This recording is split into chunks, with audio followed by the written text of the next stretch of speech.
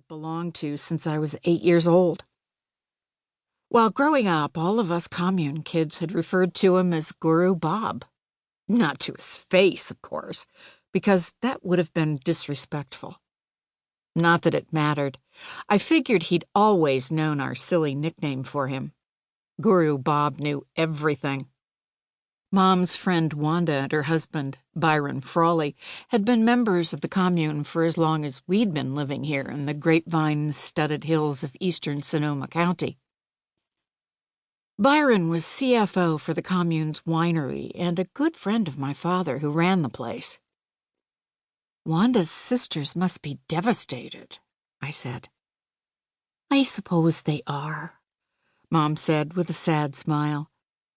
"According to Byron, Marjorie is having a very hard time, but he has no idea about Elaine.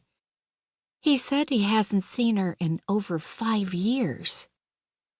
Didn't she marry the Duke of Earl or something?" "He's the Earl of Radisson," Mom said. "She met him when she was on some humanitarian mission in Eastern Europe." Right. The 3 beautiful Bradford sisters, Marjorie, Wanda, and Elaine, were the daughters of extremely wealthy parents. They'd grown up in the area and were considered minor celebrities in Dharma. Everyone in town knew little tidbits about their lives, including me. She lives in his castle, and they have some kind of wild menagerie, right? And she wrote books. Mom smiled. "Children's books, all about the llamas she raises on the estate grounds." "Cool," I said, grinning. But then I frowned. "So they had a fight or something?" "Yes. I remember seeing Elaine in town occasionally, even after she married the Earl. Then she simply stopped coming. I have a feeling the sisters had a falling out. When I asked Byron about her, he seemed to shut down, so I didn't probe." "That's not like you," I said, biting back a smile. "I know," she chuckled. "I imagine with a yard full of llamas she's still as eccentric as she ever was. She and Marjorie were always a wacky twosome." I wasn't sure exactly what constituted wacky in Mom's dictionary, since she was a semi-permanent resident of Wacky Town herself. But I did remember the 3 beautiful Bradford sisters.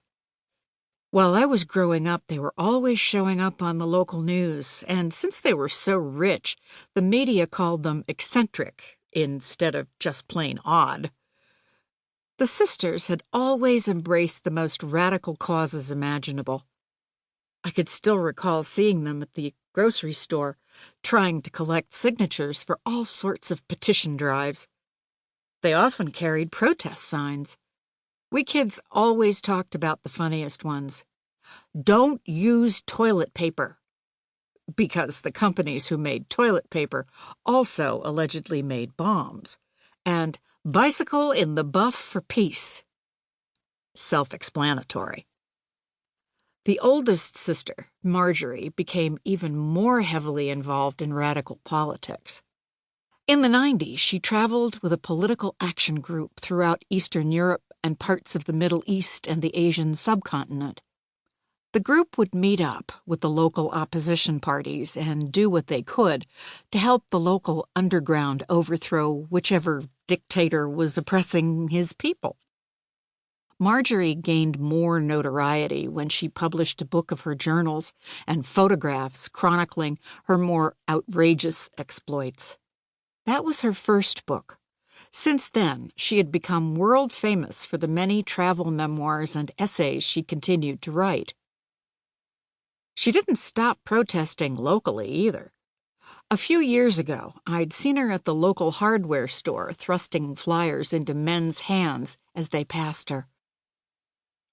A large, colorful banner hanging from a table nearby read, "Wax your chest to stop deforestation."